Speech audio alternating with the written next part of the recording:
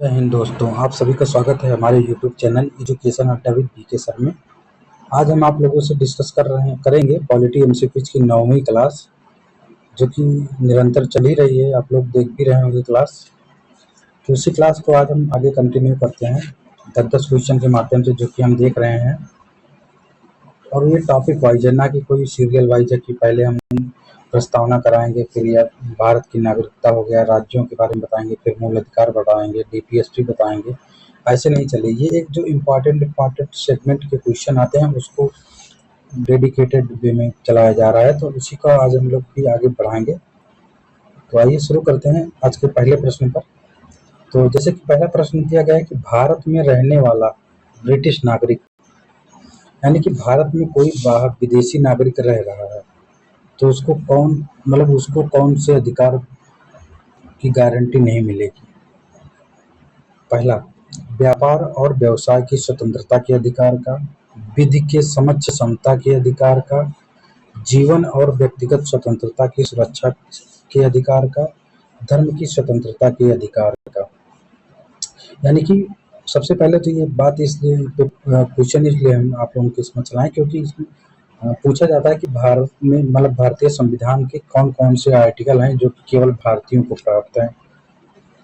तो आप लोगों को तो पता ही होगा कि जैसे कि 15, 16, 19, 29 और 30, ये 5 आर्टिकल हैं जो कि केवल और केवल भारतीय नागरिकों को प्राप्त हैं। तब देखिए इसमें से कौन सा आर्टिकल ऐसा है कि जो कि विधि के समक्ष समता का अधिकार, देखिए ये 14 हो गया। जीवन और व्यक्तिगत स्वतंत्रता की सुरक्षा का अधिकार, ये देखिए जीवन का अधिकार वाला हो गया। फिर धर्म की स्वतंत्रता का अधिकार हो गया, ये तो नहीं। व्यापार और व्यवसाय की स्वतंत्रता के अधिकार का, यानी कि ये आर्टिकल 19 से जुड़ा हुआ है। तो आर्टिकल 19 केवल और केवल नागरिकों को प्रदान किया जा सकता है, दावा कर सकता है नागरिक। तो इसलिए ये वाला ऑप्शन आपका सही होगा। यानी कि यही पहला ऑप्शन है जो कि ब्रिटिश नागरिक इस पर दावा नहीं कर सकता। बाकी ये सब चीज़ें तो ब्रिटिश नागरिकों को भी प्रदान है, लेकिन ये व्यापार और व्यवसाय की स्वतंत्रता के अधिकार का दावा जो है ब्रिटिश नागरिक नहीं कर सकता। अगर कर सकता तो फिर एलन मस्क को टेस्ला यहाँ लाने के लिए क्यों इतना इंतजार करना पड़ता। तो इसीलिए इसका पहला ऑप्शन गलत है। फिर भारतीय संविधान मान्यता देता है, यानी भारतीय संविधान में कौन से मान्यताएं हैं जो कि अल्पसंख्यकों से जुड़ी हुई हैं। तो देखिए पहला ऑप्शन क्या है कि केवल धार्मिक अल्पसंख्यकों को भारतीय संविधान मान्यता देता है। दूसरा, केवल भाषाई अल्पसंख्यक को। फिर तीसरा, धार्मिक और भाषाई अल्पसंख्यक को।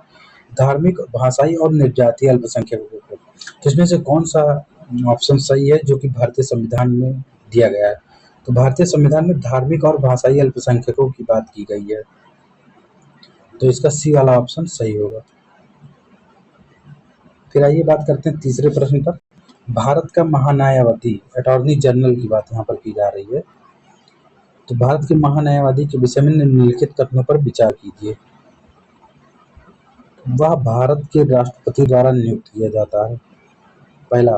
दूसरा, उसमें वही योग्यताएं होनी चाहिए जो सर्वोच्च न्यायालय के न्यायाधीश की होती हैं। तीसरा, उसे संसद के किसी भी एक सदन का सदस्य होना चाहिए। चौथा, संसद द्वारा महाभियोग लगाकर उसे हटाया जा सकता है। तो देखिए इसमें से एलिमिनेट अगर आप करना चाहें तो बहुत आसान हो जाएगा इस प्रश्न का उत्तर देना। तो देखिए इसमें एलिमिनेट कैसे करेंगे, उसे संसद के किसी भी एक सदन का। तो क्या भारत के महान्यायवादी को सदन का सदस्य होना आवश्यक है? नहीं, बिल्कुल नहीं आवश्यक है। उसे या लोकसभा और राज्यसभा का सदस्य होना आवश्यक नहीं है उसके लिए। यानी कि ये इसका तीसरा ऑप्शन गलत हो गया, इसको हम काट देते हैं। तो तीसरा कहाँ गया, ये हो गया, ये हो गया और ये हो गया। यानी इसका पहला और दूसरा कथन सही है। और इसे संसद के द्वारा महाभियोग लाकर भी नहीं हटाया जा सकता। वह भारत के राष्ट्रपति के द्वारा नियुक्त किया जाता है, बिल्कुल। उसमें वही योग्यता होनी चाहिए जो सर्वोच्च न्यायालय के न्यायाधीश के लिए होती है, बिल्कुल सही है। इसीलिए तो भारत का महान्यायवादी नियुक्त होता है।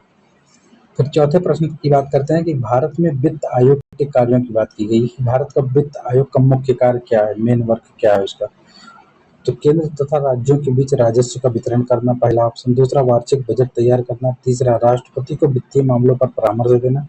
चौथा, संघ एवं राज्यों के विभिन्न मंत्रालयों के नियमों का विनिधान करना। तो इसका सही जवाब क्या होगा, केंद्र तथा राज्यों के बीच राजस्व का बंटवारा करना वित्त आयोग का कार्य जाइए। 5वें प्रश्न पर पढ़ते हैं कि अंतर्राष्ट्रीय संधियों को लागू करने के लिए संसद पूरे या भारत के किसी भी हिस्से के लिए कोई भी कानून बना सकती है। प्रश्न ये है कि अंतर्राष्ट्रीय अगर कोई कानून लागू करना है अगर केंद्र सरकार को, तो क्या वो मतलब कैसे लागू करेगी एक तरीके से, तो उसकी बात कीजिए। पहली बात तो वो सभी राज्यों की सहमति से लागू कर सकता है, दूसरा बहुसंख्यक राज्यों की सहमति से, फिर तीसरा संबंधित राज्यों की सहमति से, या फिर बिना किसी राज्यों की सहमति से। तो जैसा कि आप लोगों को पता है कि अंतर्राष्ट्रीय कानूनों को लागू करने के लिए किसी भी राज्य की सहमति की आवश्यकता नहीं होती है, तो इसका ऑप्शन डी होगा सही। फिर 6ठे प्रश्न पर बढ़ते हैं कि निम्नलिखित कथनों में से कौन सा एक धन विधेयक के बारे में सही नहीं। मान लीजिए 4 स्टेटमेंट दिए गए, इनमें से आपको बताना है कि धन विधेयक के बारे में कौन सा कथन सही नहीं है। पहले देख लेते हैं चारों प्रश्न ऑप्शन को। तो पहला ऑप्शन क्या दिया गया कि धन विधेयक संसद के दोनों में से किसी भी सदन में प्रस्तावित किया जा सकता है। दूसरा स्टेटमेंट, लोकसभा अध्यक्ष यह निर्णय करने के लिए अंतिम प्राधिकारी है कि कोई विधेयक धन विधेयक है या नहीं।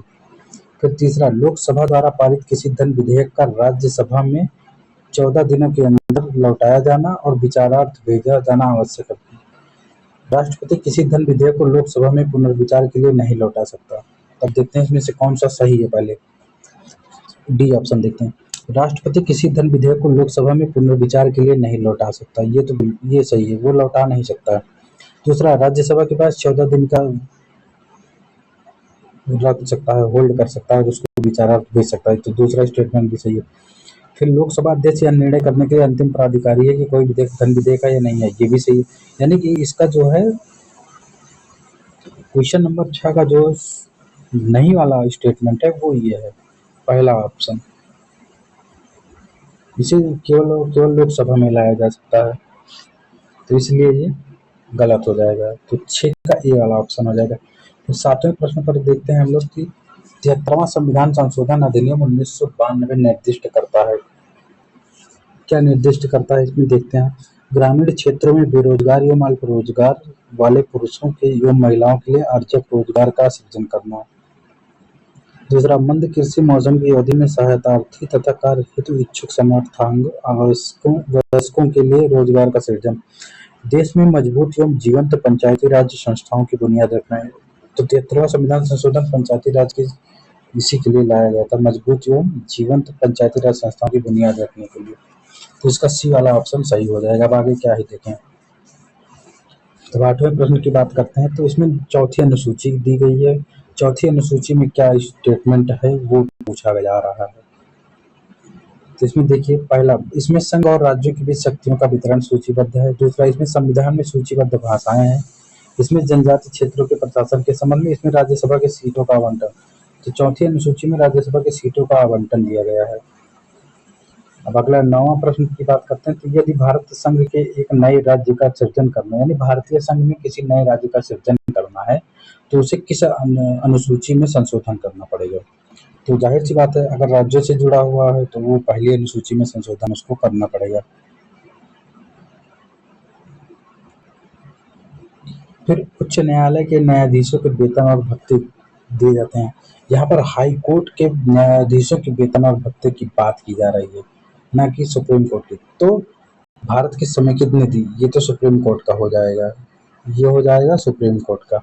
राज्य की समेकित निधि से हाई कोर्ट के न्यायाधीशों का वेतन जाता है, भारत की आकस्मिकता निधि से नहीं जाता। तो यानी इसका ऑप्शन तो बी हो गया सही।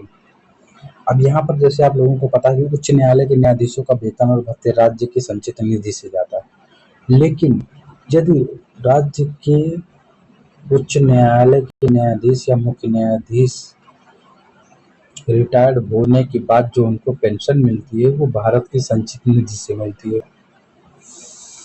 तो ये है आज का आपका डिस्कशन। बाकी हमारे टेलीग्राम चैनल से जुड़ सकते हैं आप लोग, वहाँ से आपको ये पीपीटी मिल जाएगी और क्लास की लिंक भी और कंटेंट भी वहाँ पर बहुत ज़्यादा मिलता है आप लोगों को। और आप लोगों के काम का ही जो कि पीसीएस और आईएएस के पेपर में और वनडे एग्जाम्स के लिए जो सफिशिएंट होता है, करंट का हो गया, डेली न्यूज़पेपर हो गया, सारी चीज़ें आपको वहाँ मिल जाएगी। तो बस आज के लिए इतना ही। बाकी हमारे क्लास को भी आप लोग शेयर कर दीजिए, सब्सक्राइब करवाइए हमारे चैनल को भी, जो कि आप लोग नहीं करवा रहे हैं, और कमेंट करके आप लोग जवाब ज़रूर दिया करिए जो भी हम प्रश्न आपसे पूछते हैं। तो आज के लिए इतना ही। चलिए मिलते हैं कल अगली क्लास में। धन्यवाद।